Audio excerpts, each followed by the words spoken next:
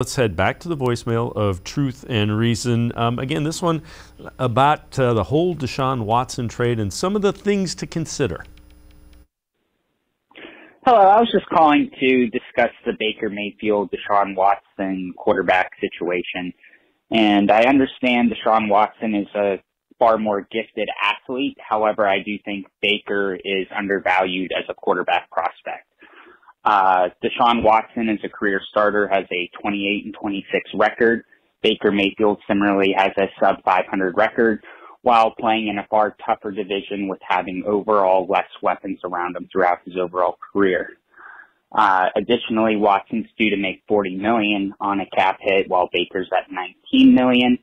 I believe that in looking at recent teams that have gone on to win the Super Bowl, they haven't had quarterbacks making north of $40 million due to cap restrictions and player availability that they can bring to further bolster their roster. All right, we appreciate all of the voicemails. The one thing I'd say, Eddie, is Deshaun Watson hasn't had a running back like Nick Chubb behind him. He hasn't had an offensive line in front of him.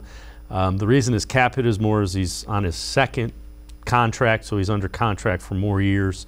That number is going to get pretty evened out. The question I would ask you, if in fact the Browns do acquire Deshaun Watson, how do they upgrade the wide receiver position or the other positions that they need?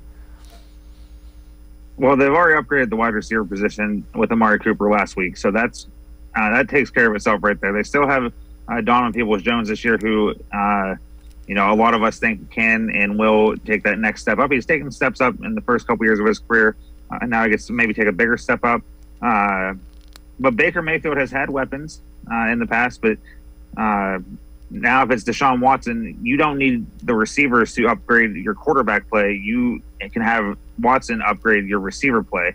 And the cap hit, it is what it is. If you have a good quarterback, if you have one of the elite ones, eventually you're going to pay him, $40, $50 million a year. If Baker was the guy and he was saying we weren't in this mess, he'd have a, probably $40, $45 million a year contract right now. So, but there's many ways to go through that. Obviously, they lose a bunch of draft picks, like the early rounds. They can find that late. They can develop another trade somewhere. There are still some free agents out there that they can get. So it's not impossible. We've seen it a lot.